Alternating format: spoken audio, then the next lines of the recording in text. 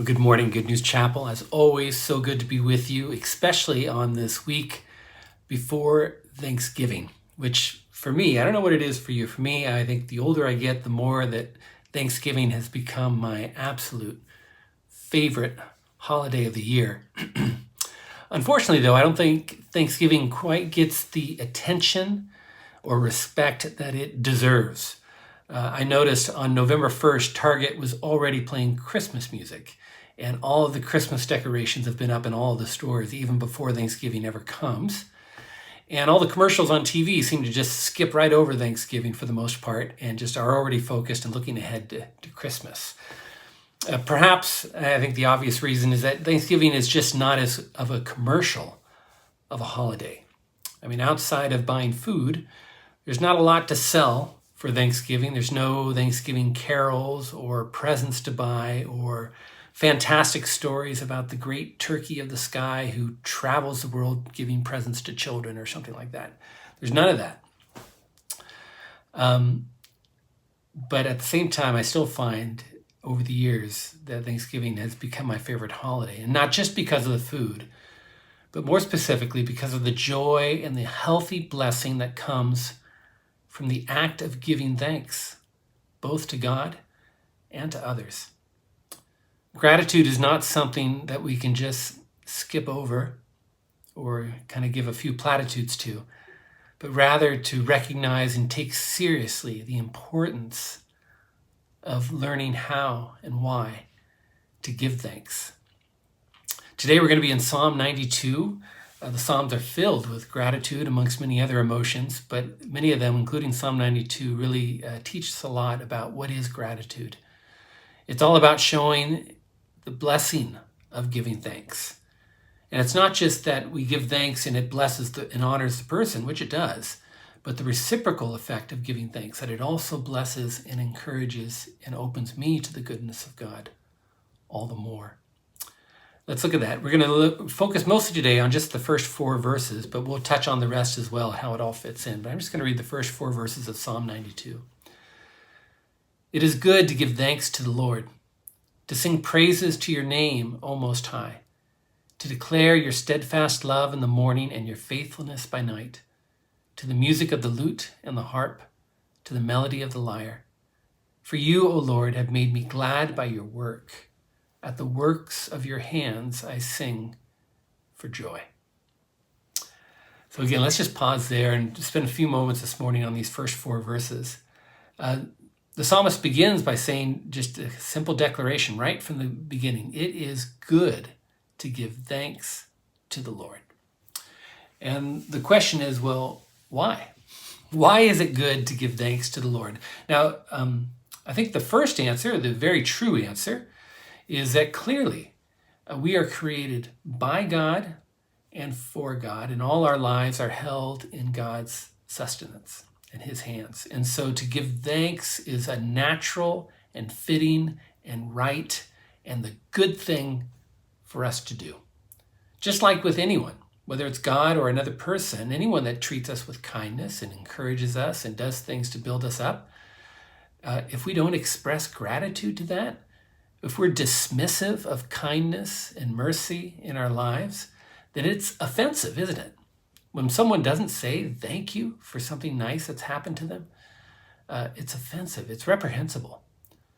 And so the first thing, why is it good to give thanks? Just because it's right. It's the good, right, fitting thing to do, no doubt. But I think the psalmist is saying something more than just that. He's not just saying that it's polite or proper to give thanks, that it doesn't just honor the person, that whether it's God or another person that we give thanks to, but he's saying something more about what is gratitude. And that's the question. What is gratitude? To really stop for a moment and think, what do we mean by that? And I found this definition, and I really like it. It says gratitude is being aware that there is a source of goodness outside of yourself. There is a source of goodness outside of yourself. You cannot be thankful. A person cannot be grateful only in themselves. To be grateful in oneself is not good. It is a disease. It is a psychological disorder that we call narcissism. If all I am is thankful for me, look how great I am, and I don't care about anybody else, but oh, I'm just so grateful for me and me. That is a sickness. That is not good. And it's not gratitude. Gratitude, by definition, means I get outside of myself and I become aware that there is goodness outside of me. There is goodness that has been blessing me, and things that I take it many times maybe don't even recognize and am blind to, but the goodness is out there, and I need to have that attentiveness to that. And that's often the problem, isn't it? In life, the busyness and the pressures of life, it's easy. I mean, it's really easy to lose sight of all the goodness that's out there and to get kind of stuck in my own head and my own story and myself. And I get, just wrapped up in my own issues, my own problems, my own anxieties, my own fears. And I become blind and insensitive to the goodness of God and to the world. And I get wrapped up in a glooming, despairing self-focus where I just become more and more painfully aware of my hurts and frustrations and worries and anger, and all that stuff just seems to spiral down more and more if I sit there. I get like this a lot. I'm not immune to this by any means. And when I'm feeling that way, my first response, when I'm feeling down and discouraged and stuck, my first response is, you know what? I'm going to go practice gratitude. That is not my natural default. My natural default when I'm feeling down and despairing is I want to grab a pint of Ben & Jerry's ice cream. I want to get by myself, maybe veg in front of the television or doom scroll on my phone or something like that, and just kind of isolate and just kind of have my own little self-pity party. Gratitude is not what comes to mind. But what I think the psalmist is trying to encourage us here is that it's good to give thanks to the Lord, not only because it's the right and fitting thing to do, but that the very act of expressing gratitude is reciprocal, meaning that the more I give, the more I will receive. Gratitude not only honors God, but it's good for you and me as it opens our heart. The more we give gratitude, the more our heart and eyes are open to the goodness that is outside of us, to the goodness of our God, to the goodness of his creation and of his universe and of the people he's brought into our lives. To be aware and attentive to that. The more I'm open to that, man, the more grateful I become, and the more joy I receive, and the more out of my own head and gloom I get. It's good to give thanks because the very act of expressing gratitude to God and to others pulls us out of a toxic self-focus on life and instead lifts us into the reality of God's abundant goodness that is all around us.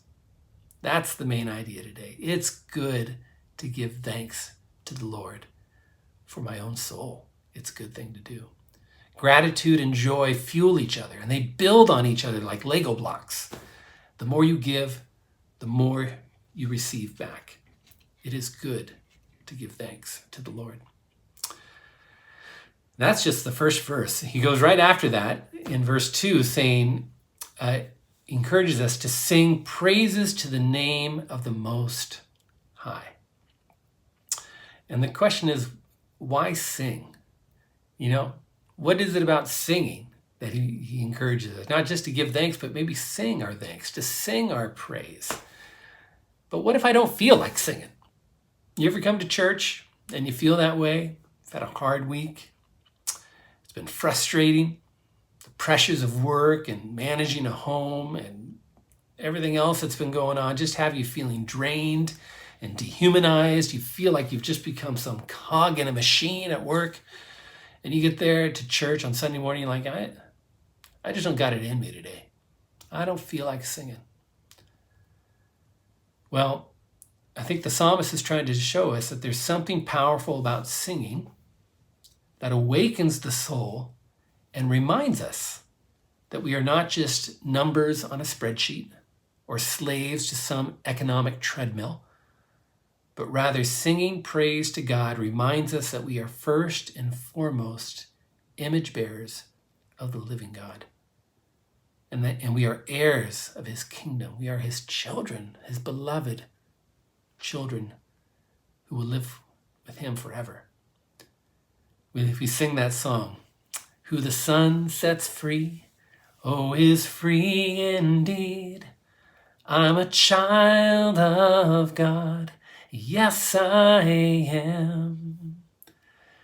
You see, the reason why we gather together for worship and why we sing when we gather is there's something uniquely special about the act of singing and singing praise to God that reminds us of who we are. And we sing together so we can remind each other. We don't just stay alone and sing. That's fine. We can do that. I like it. I sing in the shower. But there's something about gathering together with other believers, and we sing together to give our praise to God and also to encourage and remind one another, hey, guess who you are? Don't forget it. Don't have spiritual amnesia. You are not just a cog in the machine. You are a child of God and endowed with dignity and love and honor and hope and all the benefits forthwith. Singing is one of those things that lets us know we are made for something more. Singing is this deep, resonant, mystical thing that happens. Why do we like to sing? Why does everybody like music? It resonates deep within us, I think. It reminds us in a cold, unfeeling, dehumanized, darkened world that is not the truth of who you are. It reminds us that we are made for something more and we're connected to a bigger story, an awesome story. This is why I love, some of you know I lead a folk jam at the Parks and Rec once a month. And it's just something open to the community. We just sing a bunch of folk songs. It's been a growing thing that's happened. And what's been really powerful is just how sweet it becomes. Here's people who may never step in a church, but they come to a folk jam and there's this community that builds around singing. And it's hard for me to explain, but it's just been so encouraging for me to see that and to be a part of it. I think we live in a world that's very lonely and very isolating, especially since the pandemic. And singing, especially singing together, is one of those things that I think deep within people are hungry for. There's something deep within that reminds them that they were made for something more, even if they can't articulate what that thing is, that it's God that is drawing them in. And I think it's God that is drawing people to a folk jam. And it's God who draws us together as a church to worship as well. The very nature of sin and of the world we live in is its aim is to break down our humanity of the evil one, is to forget and have spiritual amnesia of who we are and who we belong to and who we're being conformed to. And singing praise to God is a declaration. It's a rebellious act against the darkened world to say, I'm not going to be conformed to the world. I'm going to be conformed to Christ, and sin will not have victory over me. I love that old classic spiritual, His Eye is on the Sparrow. Do you know that song? I sing because I'm happy. I sing because I'm free. His eye is on the sparrow, and I know he watches me. It's a beautiful, beautiful song. You may come, like many times I do as well. You come on a Sunday morning and you don't feel like singing. But my friend, that's the very reason why you need to sing. Why you need to open your mouth and begin giving expression of praise to God and attentiveness to his goodness and declaring his faithfulness. It's in the act, singing praise and gratitude to work together to pull us out of the downward spiral, to pull us out of the dehumanized feelings we feel from our week of work and life, and to remind us and pull us back again into the reality of his goodness. The second thing the psalmist writes after he says about singing praise, he says that we are to declare the steadfast love of God in the morning and his faithfulness at night. I love the way the psalmist just kind of bookends a day here with the goodness of God.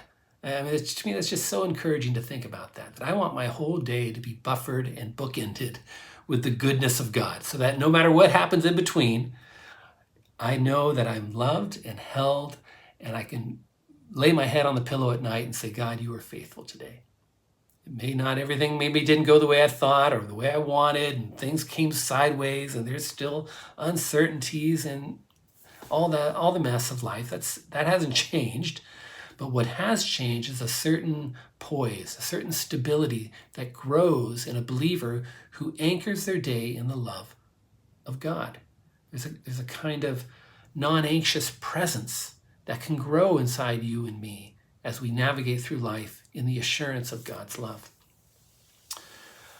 It's noticing the little daily things that we can so easily take for granted.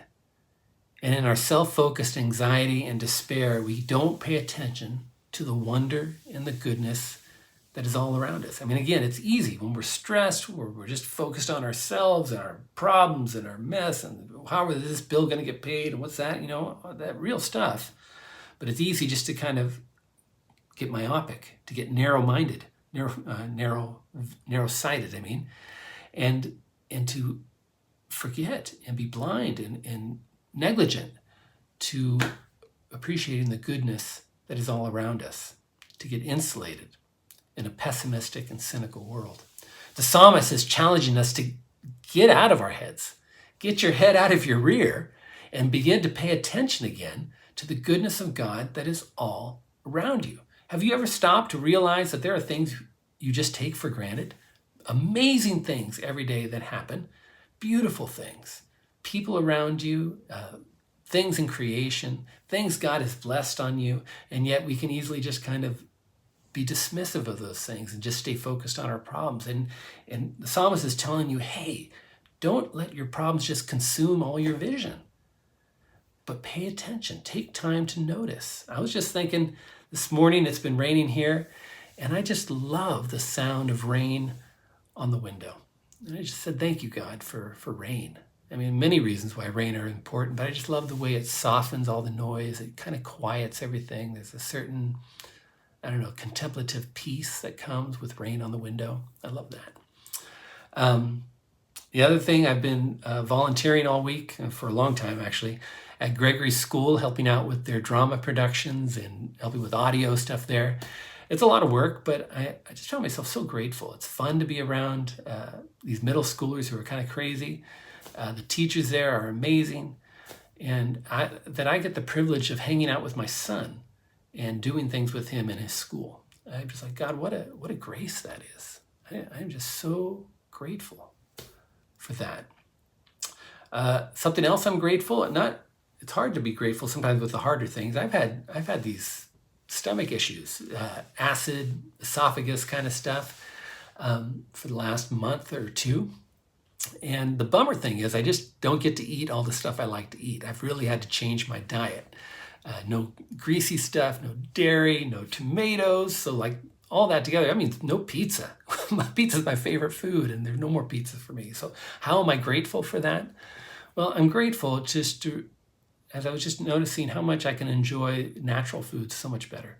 The vegetables and the fruits that God makes, healthier foods. Ways I've wanted to eat, but just haven't had the willpower to change my diet. Now pain is kind of causing that to me. But it's made me just be thankful more and more how God provides simple, healthy foods that aren't manufactured, that aren't overly processed.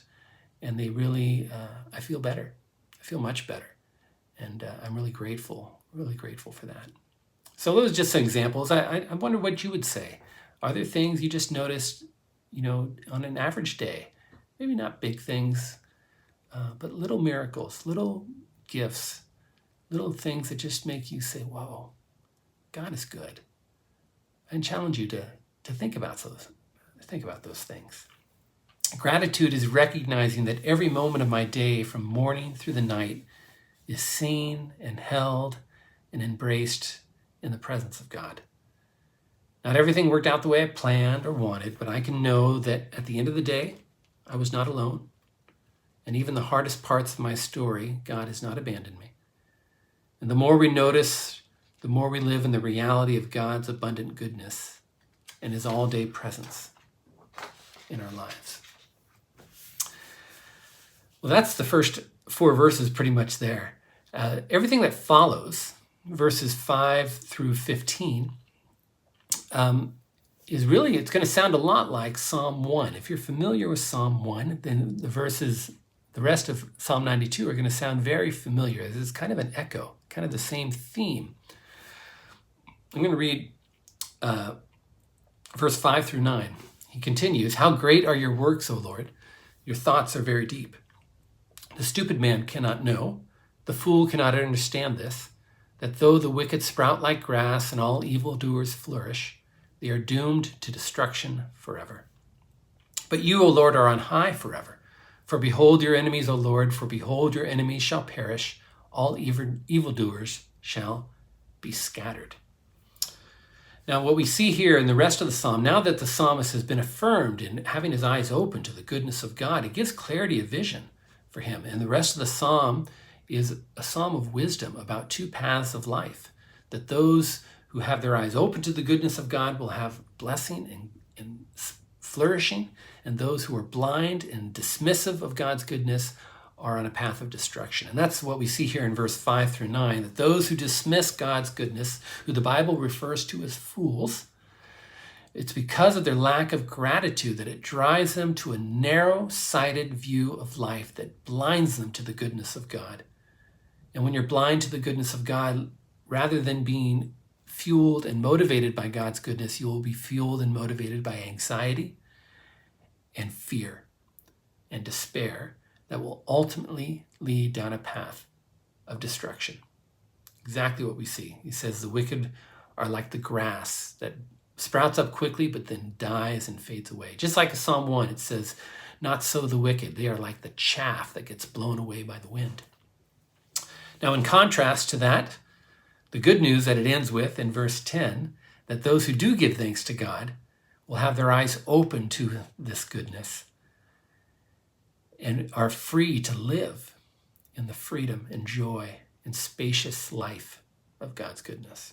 Look at verse 10 through 15. "But you have exalted my horn like that of the wild ox. You have poured over me fresh oil. My eyes have seen the downfall of my enemies. My ears have heard the doom of my evil assailants. The righteous flourish like the palm tree and grow like a cedar in Lebanon. They are planted in the house of the Lord. They flourish in the courts of our God.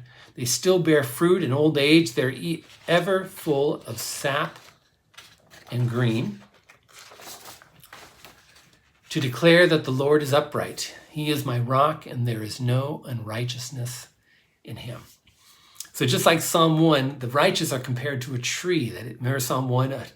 The righteous are like a tree planted by streams of water who give its fruit in season and flourish. Same thing here. This contrast between the righteous who trust and abide in the goodness of God and the wicked who are dismissive and don't look to the goodness and are blind to the goodness of God. It's this chasm of difference between the two. And the psalmist is encouraging us, hey, learn to give thanks. It is good to give thanks, not only for the honor of God, but for the sake of your own soul. That it is therapeutic, that it is redemptive, that it awakens your heart to goodness, and it's reciprocal. The more you give, the more you'll receive. And so learn to give thanks. And that is my challenge for us. On this week of Thanksgiving, I want us to be deliberate, to give yourself some space to really ask, what am I thankful for? Where have I seen God show up in my story? What are the little things? What are the big things? What are the ways, even in the hard things, God has shown up and has not wasted your pain, but is growing you in his faithfulness and inviting you into more and more of his goodness and his love for you? Could you do that? Maybe take some time to write some things down. In the bulletins at church, we've had this little sheet. I've been challenging people to kind of prepare some things. If you're going to come to Pie Night, then come prepared. That would be great. To come with, it doesn't have to be long, but maybe just a few things of what are you grateful for? Where has God been showing up? And to be able to give expression to that. It's not enough just to say, well, I have a grateful heart, but I'm not going to say anything. No, that's not enough. That is not enough, my friends. You've got to give expression to it. You've got to sing it. You've got to declare it. You got to speak it out. And Pie Night is a great night to do that. Now, I know not everyone can make Pie Night on Wednesday. It's the Wednesday before Thanksgiving. I can't remember, 6:30 or 7 o'clock at Good News Chapel.